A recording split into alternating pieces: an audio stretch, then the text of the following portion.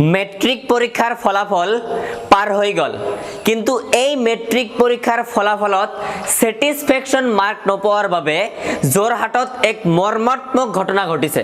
আৰু সেইটো হৈছে এজন ছাত্ৰী যাৰ নাম হৈছে কংকিতা বৰা, যিয়ে মৃত্যুক সাৱটি ল'লে।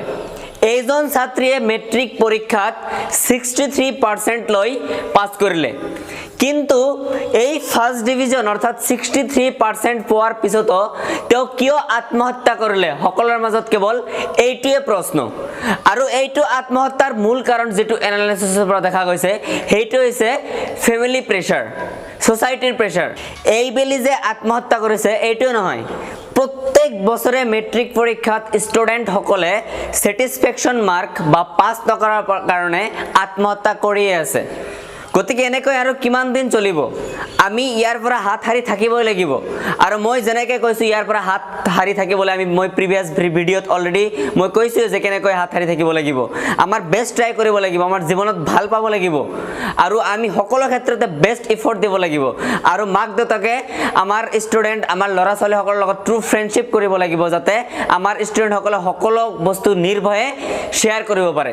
আৰু তেতিয়াহে আমাৰ এই মৃত্যুৰ হাৰ কমি আহিব আৰু ষ্টুডেণ্টসকলে ছুইচাইড কৰাৰ হাৰো লাহে লাহে কমি আহিব। আৰু মই ছাত্ৰ ছাত্ৰীসকলকো এটা কথা জনাওঁ যে তোমালোকে এই মেট্ৰিক পৰীক্ষাৰ কাৰণে, এই এক্সামটোৰ কাৰণে তোমালোকে আত্মহত্যাৰ অপশ্যনটো বাছি নল'বা, কাৰণ লাইফ ইজ চ' প্ৰিচিয়াছ। তোমালোকে এইটো প্ৰপাৰলি ইউজ কৰা, তোমালোকে বহুত ডাঙৰ হ'ব পাৰিবা। এইটোৱে শেষ এক্সাম নহয়, তোমালোকৰ হাতত আৰু বহুত অপৰচুনিটি আছে যিটো তোমালোকে ভৱিষ্যতত পাবা।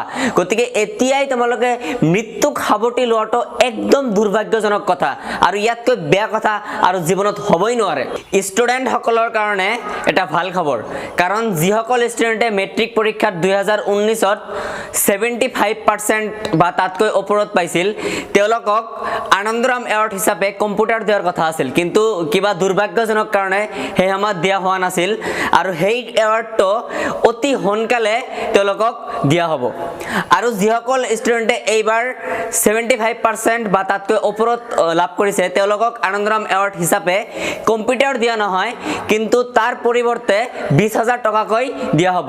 আৰু এই 20,000 টকা দিয়াৰ বাবে আমাৰ দৰিদ্ৰ পৰিয়ালৰ ষ্টুডেণ্টসকলৰ কাৰণে এটা খুবেই ভাল খবৰ, কাৰণ তেওঁলোকৰ পঢ়াৰ বহুত খৰচ পাতি ইয়াৰ পৰা তেওঁলোকে ওলাই আনিব পাৰিব।